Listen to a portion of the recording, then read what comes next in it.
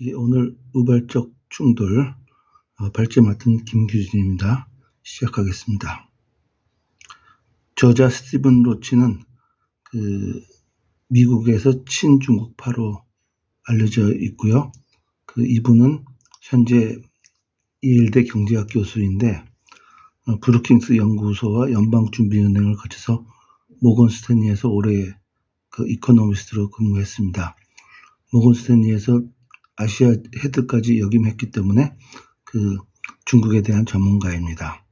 저서로서는 G2 불균형, 넥스트 아시아, 오늘의 주제에 맞는 책들을 많이 집필하셨습니다. 이분이 2022년도 세계 지식포럼에서 시주석이 4번째 임기를 확정하면은 중국 정치 체제에 대한 불안감이 더욱 커질 것이다. 그 다음에 중국은 각종 규제로 알리바바처럼 역동적이었던 인터넷 플랫폼 기업을 억눌렀다. 여기에 인구 통계학적인 변화로 경제활동 인구 성장은 줄어들고 고령화가 생각보다 빠르게 진행되고 있다 해가지고 위기 요인을 분석했는데 이 3가지 요소는 본서에도 여러 번 강조되고 있습니다. 이 책은 2010년부터 13년 동안 예일대학교에서 강의한 넥스트 차이나를 발간한 책입니다. 이 강의에 1,400명이 수강했는데 이 강의 과정에 미중관계 국가위원회 그리고 중국 측에서 북경대 국립개발학교가 참여하였습니다. 그래서 중국 측 석학들의 의견이 참여되어 있습니다. 그리고 저자는 서문에서 자신의 견해가 논란의 여지가 있음을 인정했습니다. 이 책에는 한글판 서문이 따로 있습니다. 한글판 서문에서 거짓 서사, 펄스 내러티브, 잘못된 설명 또는 잘못된 해설 때문에 미중 양국이 이 지경에 이르렀다. 결론을 딱 내립니다. 거짓 서사란 특정 목적을 달성하기 위해서 정치인들이 거짓으로 대중의 인식을 유도하였다는 것입니다. 이것은 한국에서 현재 문제되고 있는 가짜뉴스하고 비슷한 면도 있지만 똑같지는 않다고 보입니다. 2022년 7월에 본서를 탈고하였는데 지금까지 2023년 10월까지 1년 3개월이 지났는데요. 탈고하면서 자신이 불길한 느낌을 받아서 후기를 추가하였다고 합니다. 이후에 양국의 상황은 저자가 후기에서 언급했던 대로 악화일로를 걷고 있습니다. 그 다음에 영문 서문에서는 역사에 거짓 서사들이 난무했다. 그리고 진실과 거짓 간에 구분하기가 쉽지 않다. 가짜 뉴스는 팩트 체크가 가능하지만 거짓 서사는 없애기가 어렵다. 가짜 뉴스보다 거짓 서사가 훨씬 광범위하다 그럴까? 또는 영향력이 큰 중요 인물들이 거짓 서사를 만든다 할까? 어쨌든 거짓 서사는 단순한 언론인 기자들이 만드는 게 아니라 정치인들이 만드는 것이다 하는 그런 말씀으로 이해됩니다. 트럼프가 그랬듯이 거짓말이 반복되면은 거짓을 진실로 믿는 확신이 생겼다. 이것은 우리가 금년도에 금년봄에 가짜뉴스에 대한 세미나를 하면서 여러 번 나왔던 똑같은 말씀입니다. 거짓 서사들의 충돌이 현실에서 충돌로 이어진다.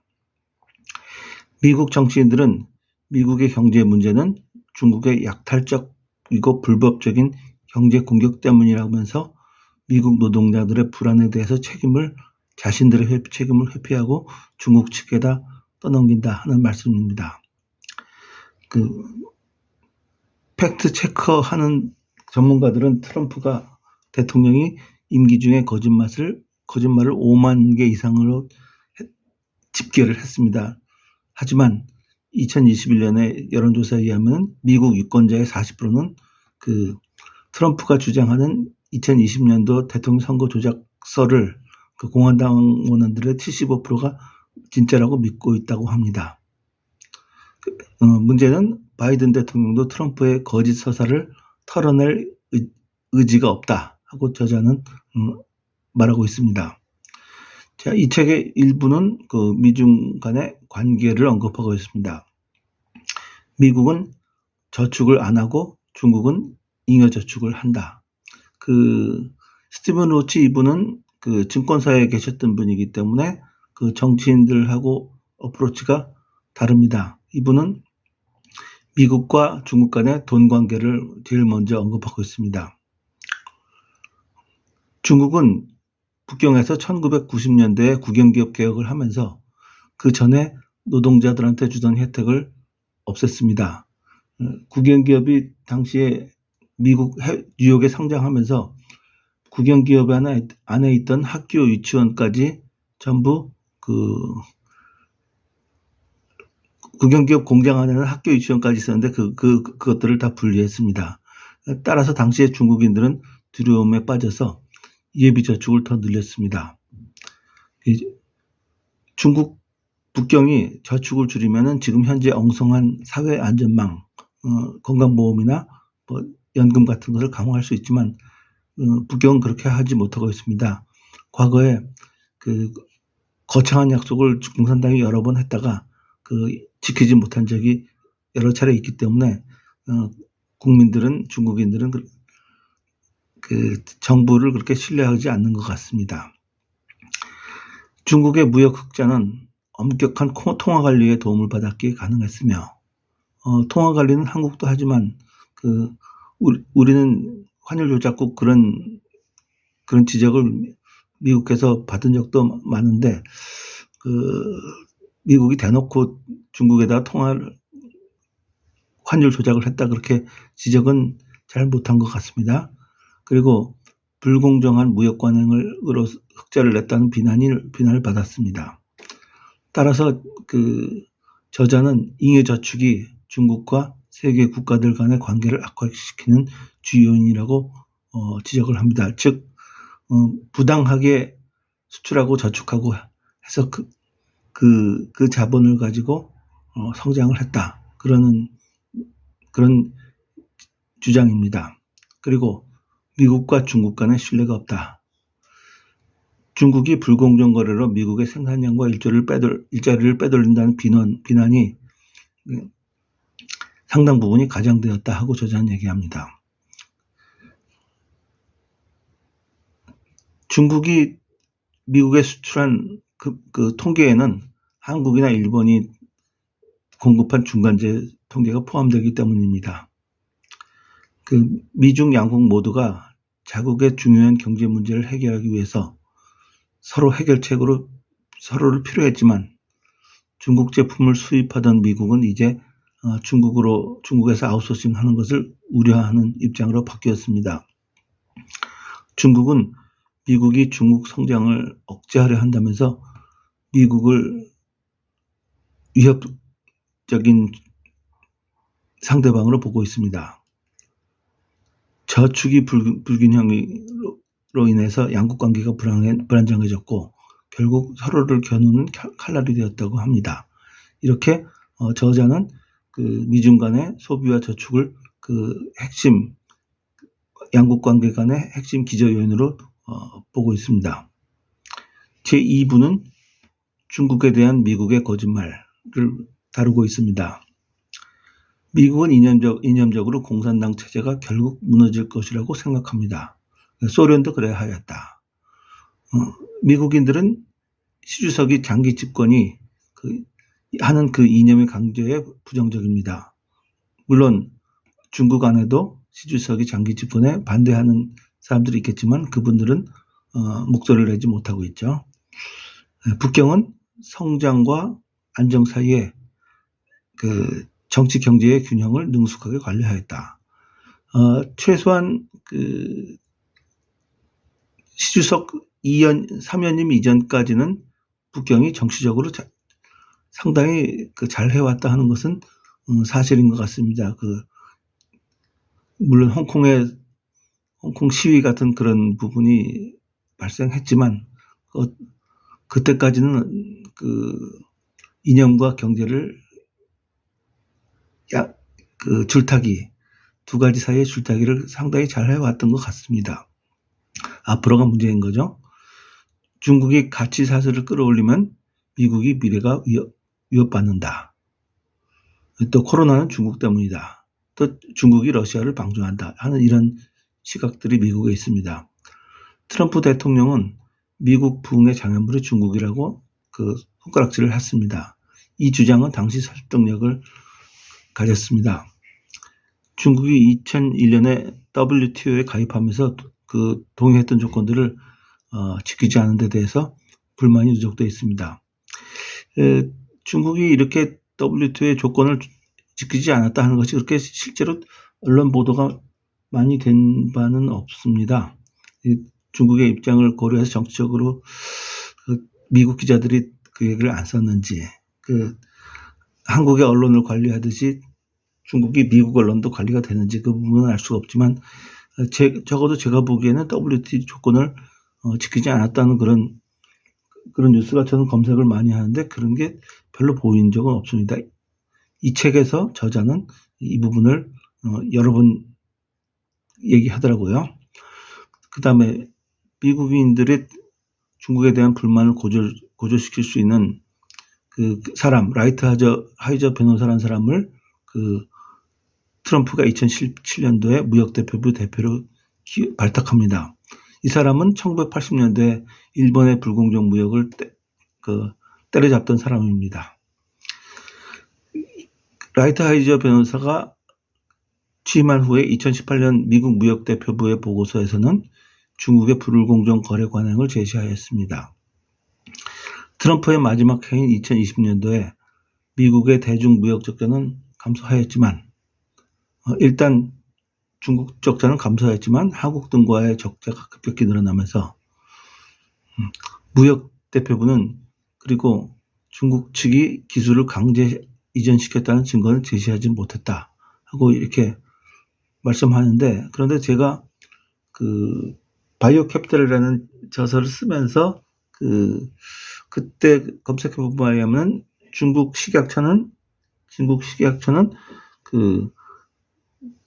제약 대기업들한테 인증을 주면서 자료를 받아가지고 그거를 자기네 자국 제약업체한테 흘려줬다는 그런 불만이 나와 있더라고요.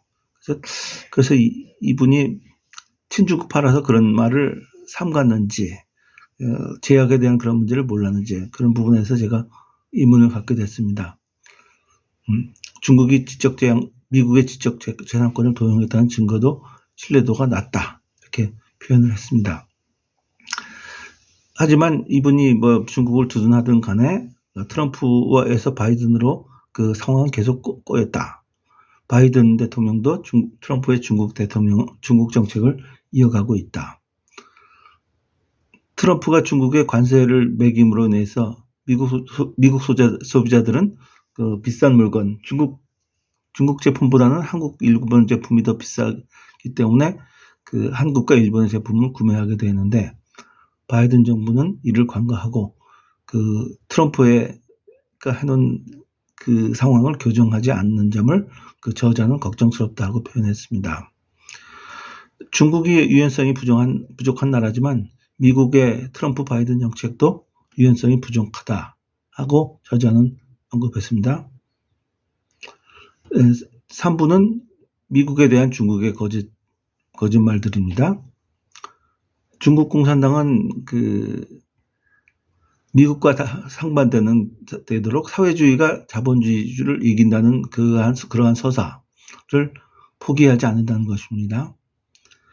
그리고 중국은 여전히 GDP에서 미국을 따라잡는다는 것을 지상 목표로 하고 있습니다. 중국의 언론 검열은 이미 다들 알고 계신 사실이지만 진짜 서사와 거짓 서사 사이의 구분을 모호하게 해서 국민의 자아의식을 왜곡한다. 과거의 성과를 토대로 섣부르게 추정하고 과도한 목표를 설정하고 죄국의 과잉 팽창을 시도한 실패 사례가 북경에서 빈발하였습니다. 중국은 이러한 교훈을 무시합니다. 그 다음에 언론 검열이 갈등으로 진화됩니다. 중국의 공산당의 선전부는 정보 통제 네트워크를 감독합니다. 저자는 공산당 선전부에 상주하는 여론 분석가가 200만 명이라고 쓰고 있습니다. 시 주석은 2016년부터 관료들한테 중국한테 좋은 이야기를 하라고 촉구했습니다. 좋은 이야기. 홍콩의 시위 당시에 이를 지지했던 미국 휴스턴 농구팀 단장은 NBA가 TV 시청료 수입을 4천억 달러 손해본 다음에 잘렸는지 물러났습니다. 코로나 초기에 중국 정부가 지원해서 가짜 개인 트위터 계정이 10,000개 개설되었다고 확인되었습니다. 제3부는 미국에 대한 중국의 거짓 서사입니다. 중국의 국유 개혁의 실질에 대해서 언급하고 있습니다. 2014년 리커창 총리는 혼합 소유제 국영기업을 개혁한다 하고 제시했습니다. 혼합 소유제 국영기업. 그런데 이는 국가의 자원 통제가 강화된다는 방향을 시사했습니다. 차이나 유니콤이라는 3대 통신사 2017년 증자를 하였는데 35%의 민간 투자를 받았다고 발표했습니다. 그런데 민간 투자의 출처자는 다른 국영기업, 정부기금, 중국은 벤처캐피탈이나 사모펀드의 정부 출연 기금들이 많습니다. 그러한 관제펀드들이 미국의 중국 수출 통제 거기에서 미국 측의 감독 조사 대상이 되었습니다. 그래서 국유 지분이 결국은 63%에서 58%로 감소했을 뿐이지 주머니만 바뀐 거지 정부 돈인 것은 동일한 겁니다.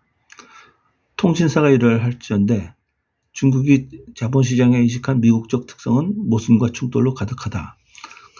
국영기업들이 90년대에 미국에 상장해가지고 구조조정해가지고 지금 거대 기업이 되는데 그 기업들의 지배구조는 모순과 충돌이고 현재 나스닥과 뉴욕 증시에서 중국 기업의 엑시트가 상장 폐지가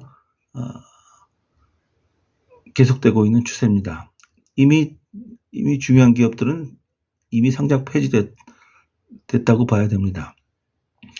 다음에 외교 모델 면에서 등소평 주석은 칼의 빛을 감추고 어둠 속에서 실력을 기른다 하는 외교 정책을 썼는데 시 주석은 이걸 뒤집었고요. 중국은 이제 세계 지도국 역할을 수행할 준비가 덜 된 상태이지만 그 역할을 시 주석이 자처하고 나섰습니다. 그런데 시 주석은 오바마 당시에 남중국 핵 분쟁에서 과도한 행동을 하지 않겠다는 국제적인 약속을 했었는데 그때 그 약속을 실천하지 않았습니다. 시 주석과 오바마 회담이 3번 있었지만 다 일회성 돌파구일 뿐이었고 2008년 금융위기의 후유증으로 미국, 중국 관계 개선을 주도할 관계 개선을 추진할 분위기가 당시에 안 됐습니다. 2012년까지도 오바마 대통령은 경제 위기 극복에 골몰하고 있었던 시기였죠. 북경은 워싱턴이 글로벌 리더십을 공유해 줄 것이라고 기대를 했던 것 같은데 이 부분은 상당히 외교적으로 중요한 이슈인데 저자는 이 부분에 대해서는 이 책에서 더 설명을 하지는 않았습니다. 미국 정치권의 초당적인 반중 정서를 과소평가하였다. 사실은 바이든 대통령이 부통령일 때 중국 일을 많이 했고 중국도 방문을 많이 했습니다. 근데 그래서 그리고 오바마 대통령 민주당이 왕치산하고도 가까운 면이 있었고 한데 그래서 북경이 민주당 쪽에 가까웠다고 기대를 했었던 것 같기는 합니다. 근데 이 책에서 더 이상 명확하게 그걸 언급하시지는 않았습니다. 그 시주석이 주요 국가와 맺는 관계의 신모델로 천명한 것에 대해서 그것이 거대한 거짓 서사가 되었다. 시주석이 모델이 미국에서는 명백한 거부 및 부인으로 진전되었다 하는 말씀입니다. 다음 4부는 맛 대결의 서사. 본서에서 설명하는 거짓 서사는 양국이 서로에게 두려움과 불안을 느끼고 있음을 말해주는 것입니다. 우발적 충돌이란 애초에 일어날 필요가 없었던 것인데 현재는 통제하기 어려워졌다. 여기서 잠깐 우발적이란 액시던털 이란 충돌, 컨플릭트. 여기는 영어에서 우발적이라는 것은 사고인 거죠. 일종의 사고로 충돌, 컨플릭트. 저는 컨플릭트를 갈등으로 해석하고 싶은데 이분은 역자는 이거를 충돌이라고 해석했습니다.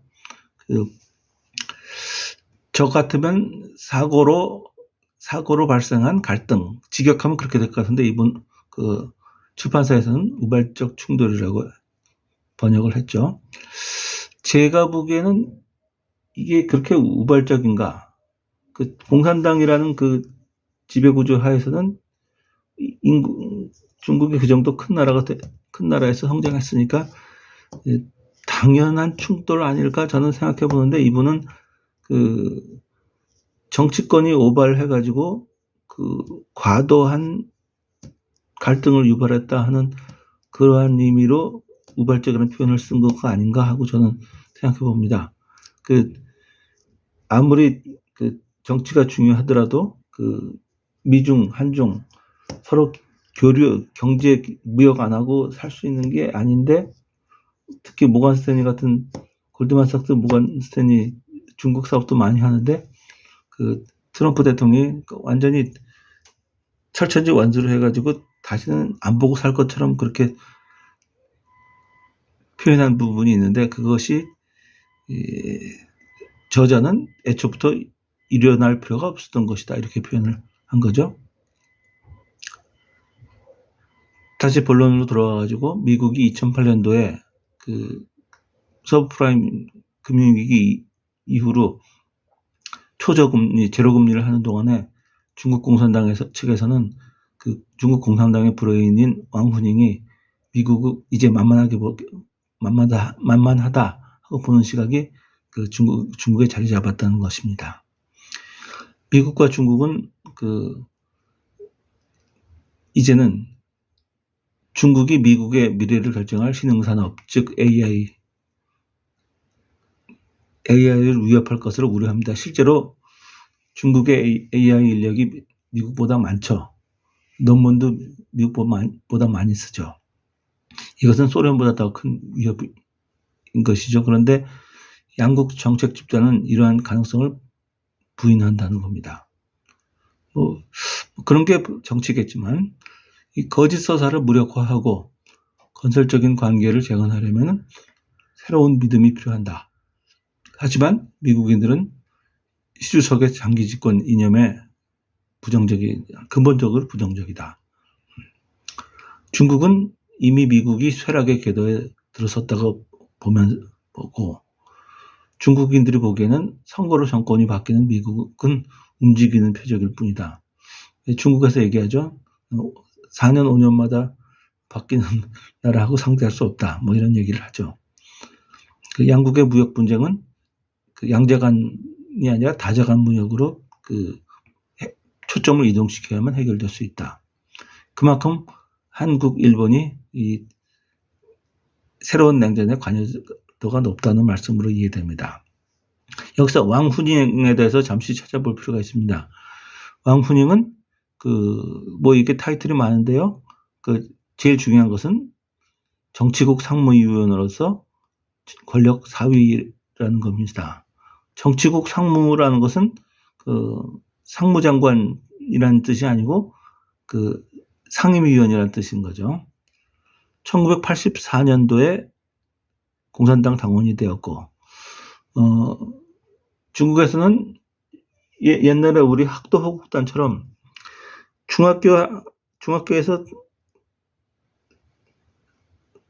반장 또는 학급 반장 회장, 학년 대표, 이런 학교 똘똘한 아이들은 그때 중학교 때 이미 중국 공산당에 가입이 됩니다. 이것은 대만 국민당도 마찬가지였습니다. 이들은 유학도 갈 수 있고, 공산당이 되면 유학도 갈 수 있고, 장학금도 받고, 그런 거죠. 1985년도에 복단대학의 최연소 교수로 취임했다. 86년도에 처음으로 신권위주의를 주장했다. 그러니까 지금 사실 공산당의 지도부는 대부분 엔지니어입니다. 후진타오도 그렇고, 시주석도 결국은 원래 엔지니어 출신으로 알고 있는데, 이 왕후닝은 원래부터 학자였던 거죠. 학자이면서 권력으로 올라갔다. 이분의 주장은 뭐냐면은,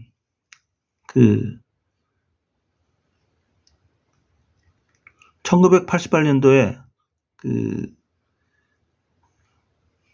미국이 공평한 기회의 땅이며 누구나 대통령이 될 수 있다는 말은 사실이 아니다. 서구식 민주는 명목상으로 존재할 뿐이다. 실제로는 기득권 집단이 미국 정치를 지배하고 있다. 아이비리그가 미국 정치를 지배하는 건 사실이죠. 유태인도 있고, 그러면서 서구의 개인주의, 향락주의, 민주주의는 결국 집단주의, 권위주의에 패배한다고 주장했습니다. 이러한 주장은 천안문 사건으로 인해서 천안문 육사 항쟁이라고 저자는 표현했습니다.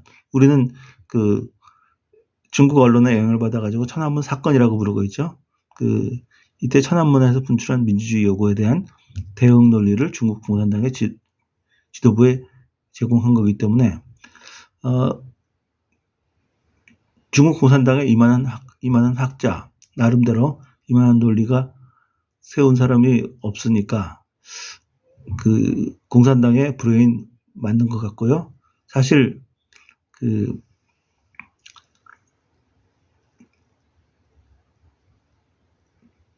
경제 발전을 주도하는 권위주의 단계를 거쳐야만 점진적으로 정치 민주주의화로 나아갈 수 있다 하는 이 이론은 사실은 박정희 대통령에서 카피된 것 같죠. 그러면서 나름대로 논리가 있다고 보입니다. 다음에 정부의 역할.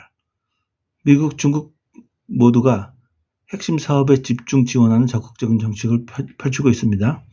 하지만 중국은 이런 사실을 대놓고 인정하지만 미국은 불인정합니다. 미국이 인정할 수가 없죠. 자유시장의 개입이므로. 근데 실제 지금 배터리 같은 경우 보면은 워싱턴이 북경 이상으로 경제정책에 개입하고 있죠. 중국은 시주석 취임 이후에 국가의 역할을 강조하고 미국 정부도 불안정한 경제 체제를 관리하는 데 적극적입니다. 단지 중국 측에는 뜻은 밝혔지만 행동과 의도가 불투명합니다. 남중국해 문제 그리고 언론 검열에서도 그 불투명성 동일합니다. 중국의 가장 큰 모순은 개방 경제하고 폐쇄적인 담론 문화가 하나로 엮여져 있다는 것입니다. 이것이 근본적인 문제이고 제가 이 책의 제목이 우발적 충돌이 아니라 필연적 충돌이 아니었는가 하고 생각하는 근거가 이 점입니다. 북경은 금융위기가 빈발하는 금융위기는 한 10년, 15년 주기로 발생하죠. 미국의 소비주의 모델을 모델로 삼을 의사가 전혀 없고 공산당의 통제 강화가 도덕적, 정치적 타당성을 갖는다고 생각합니다. 저는 한국 사람의 입장에서는 공산당의 통제가 뭐 정치적인으로는 자기들 인민을 잘 먹게 사게 해주면은 정치적으로는 타당하고 보지만 저는 그게 도덕적일 수 있다 하고는 저는 믿을 수 없거든요. 7명이 먼저 먹고 93명은 자기가 7명이 잘 먹고 잘 산 이후에 살게 해주는 것이 공산당이거든요. 이것을 그 저자가 도덕적이라고 이런 단어를 쓴 거에 저는 그 친중파 아니시겠느냐 이렇게 생각이 듭니다. 그리고 알리바바 테크 주식을 폭락시킨 공동 부유는 자본주의의 부패 과잉을 표적으로 삼는 고전적인 마르크스주의 서사이다. 공산당은 한 10년마다 한 번씩 그런 군기잡기를 하죠.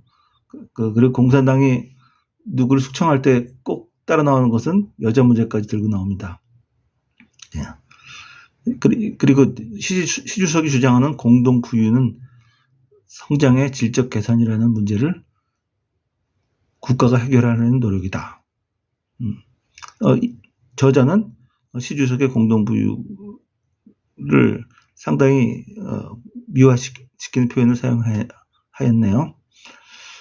하지만 미국과 중국 양국이 사회적 긴장에 바람직한 해결책을 갖고 있는지는 불명확하다. 그런 해결책이 있는지에 대해서는 저자는 부정적입니다. 중국은 미국이 쇠락의 궤도에 들었다고 어둡게 보며 중국인들이 보기에는 선거로 정권이 바뀌는 미국은 움직이는 표적이다. 미국은 미국의 미래 산업을 위협할 것을 우려한다. 소련보다 큰 위협이다. 양국은 이런 가능성을 부인하고 있다.